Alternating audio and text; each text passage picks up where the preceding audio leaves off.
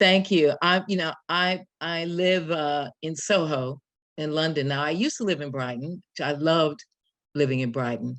I just love being on the pier.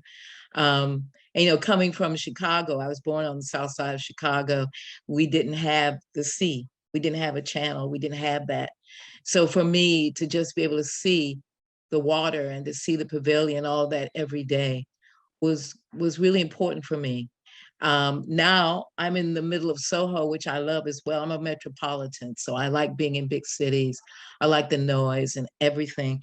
And, I'm listening to everybody and thinking, gosh, these brilliant women they're showing you something. I don't have anything to show you. I don't have any slides or anything, but I was just thinking about how three of them have made me think about my life and what I've done. So I will take bits from each of their brilliant presentations to tell you what I want to say. So I've thrown out everything I was going to say, and I'll say this. I loved Alex's, your Be a Pirate. And I realized I've always been a pirate. In fact, one of my favorite movies is Robin Hood, the version with Errol Flynn. I mean, I could always saw myself swinging through the Greenwood, taking from the rich and giving to the poor. I mean, I just thought that's the way you should live.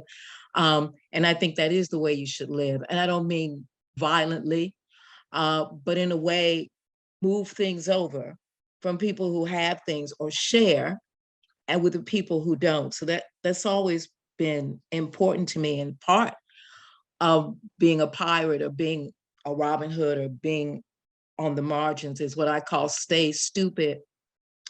I like being stupid, and I'm telling you, there's stuff I literally don't know, and that's on purpose. I don't want to know who's the most famous person out here. I don't want to know who's got all the awards. I don't want to know any of that. I'm not gonna say where I was yesterday, but I was at an exhibition of a big artist, and the curator took me in with really great pride to see this exhibition. And as we were walking along, the curator said, and the work you're going to see was made in China. And I turned around and said, you mean this artist doesn't make their own work? And the curator said, what? I said, I mean, somebody else makes their work. And they got really upset with me and said, well, Damien Hirst doesn't make his own work. And I thought, he doesn't?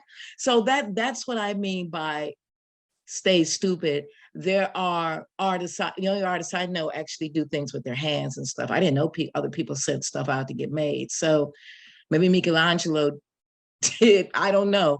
So I really try not to learn and understand a lot of what's in the zeitgeist, because sometimes that can get you clogged up. And I'll give you another example about stay stupid. I was invited to,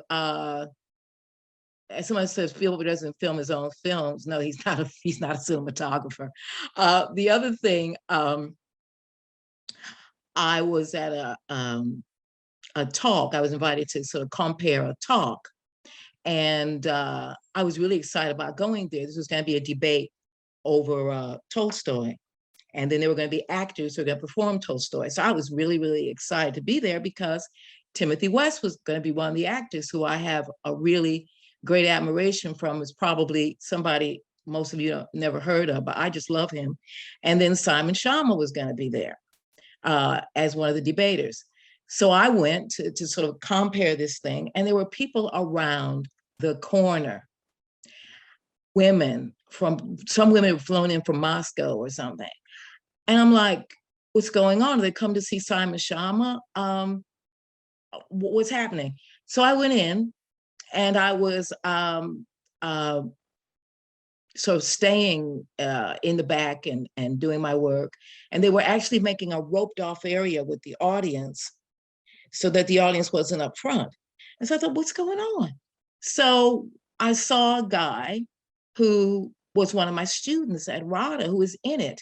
I used to do like these seminars at RADA, which are basically telling people don't enter the theater profession because it's not what you think. And if you're going to be in the theater, you better be strong, because you can be on stage studying for 3 years, and the guy who just won I'm a Celebrity, Get Me Out of Here is going to be the star of the show. You're going to be the backup, and the people that bought the tickets for the guy who was on I'm a Celebrity. So, make sure that that's what you want to do, because if you want to be in the West End or whatever, you're going to have to endure that. So I gave those kind of, like, they call them tough love talks. So I'm thinking, why is everybody here? So there were like 800 people. We did the thing.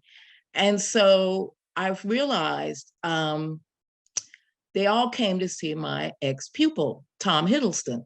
I didn't know Tom Hiddleston. I know Tom was this big deal. I was just really shocked. And I said, what? And I just knew Tom from an afternoon where I did a seminar. Well, we become friends because I don't know what Tom does. I mean, I go to see his stuff. We hang out sometimes, but I didn't know that he was that big a deal. And I like staying in that kind of space because that's a creative space when you don't always know who or what something is. I loved what Helen said about really the ghost light. I mean, my background is the theater, and I always keep the ghost light on. You always got to keep the ghost light on. Keep a part in yourself where you believe in yourself. No matter what people say, no matter what they don't do for you, you have to do that. If you don't do it, you can't make it. So the ghost light is always on for me. I just did a play. We just had a play, very short run. It was only 40 minutes long.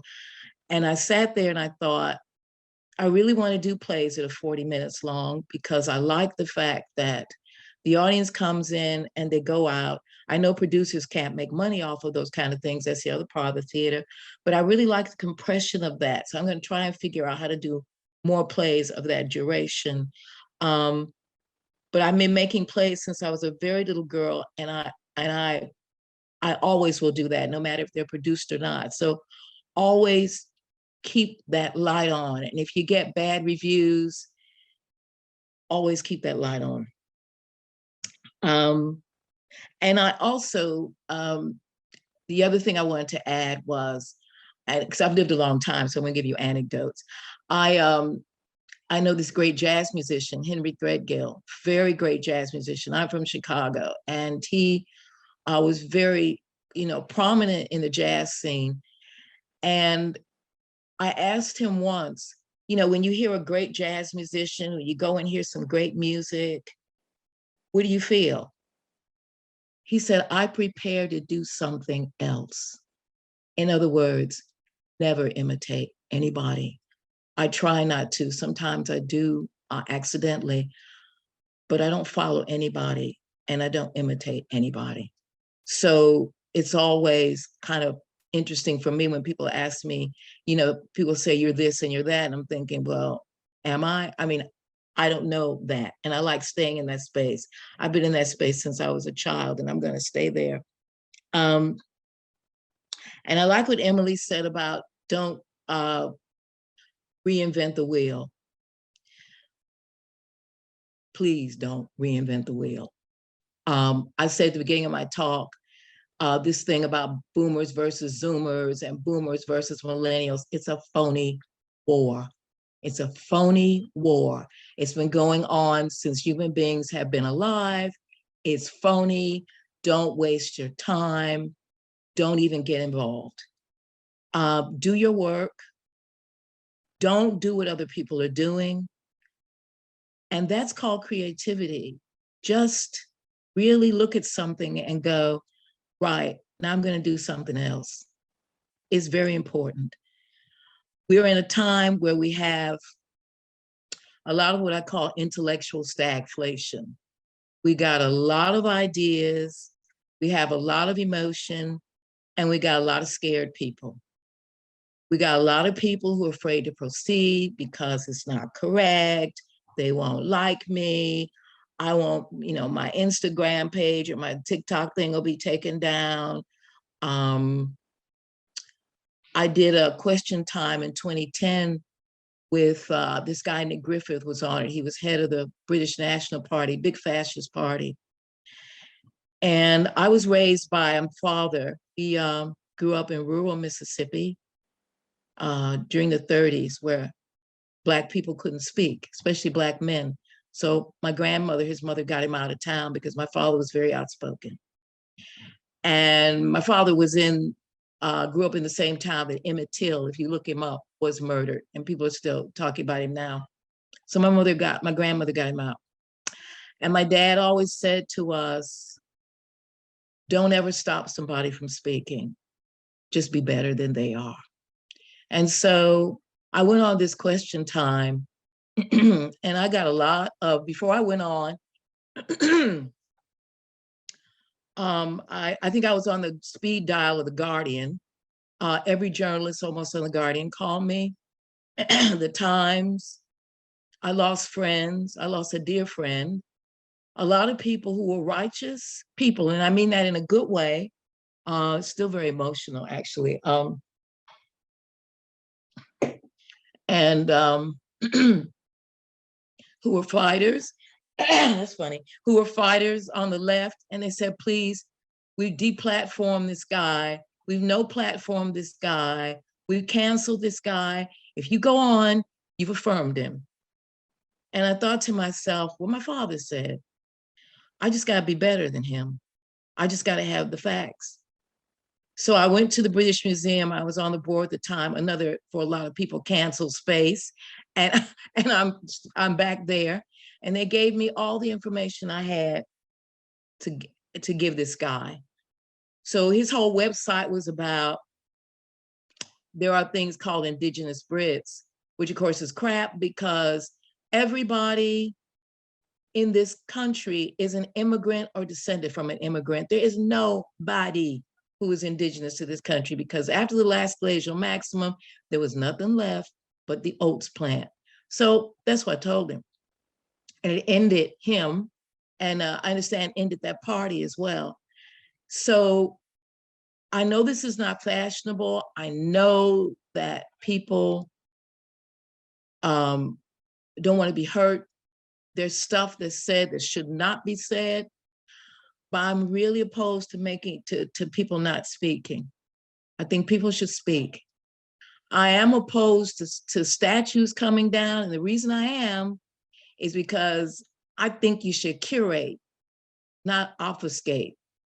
Like in South Carolina, they wanted to take down Robert E. Lee, the head of the Confederacy, and also a traitor to the United States. What the Black people did with that statue, instead of taking it down, they put 3 Black soldiers around Robert E. Lee. And now what's able to be done is people can come and they can hear the whole story. That's what we need to do, is to tell the whole story. So I'm going to conclude by saying that being a pirate is the most important thing in the world. Stand outside a little bit. Be outside of it a little bit. Stand back a little bit. Don't want to be liked so much. Don't want to be applauded so much. Don't know who's in front of you or behind you. Do your work. And you'll be rewarded, I guess, by yourself at the end of the day. And go to the dangerous places. There are no safe spaces in this life. That's me. That is you, Bonnie, and what a you that is. I love it, absolutely love it. I've been furiously scribbling down: curate, don't obfuscate, stay stupid, ignore the zeitgeist, be better. I mean, that's great advice for anybody. It's remarkable advice for a place and a space and a city and a collective, I think, because it's very easy to forget a lot of that. It's very easy, certainly very easy to get caught up in being liked. And I think when you look at creative and cultural strategies of a place, being popular, being liked, being of the kind of time is often seen as more paramount than actually some of those things that you've talked about. Richard, can I say one more thing that I forgot? Is that we are in an age where there are a lot of ideas out there, and I'm going to say 70% of them are bad. And what I mean by bad idea is not that they're evil, is that they either don't have any history connected with them, so you're reinventing the wheel, which Emily said, please don't do it. It's the most dangerous thing that can happen. And actually, it's what the establishment wants you to do. They want you to reinvent the wheel. They love it because they already got the program. I've told people, people were going with me about, they did all the Emmy Awards, but they didn't nominate any Black people. I said, why do they have to? All of us are now on the board. They don't have to give you an award. That's not what you asked for. And why do you want an award anyway? So, just don't reinvent the wheel, go forward, don't be with the establishment, and don't want anything from them. They can give it to you, and that's great. Take it on behalf of your ancestors and the people who've gone before you, but don't want it.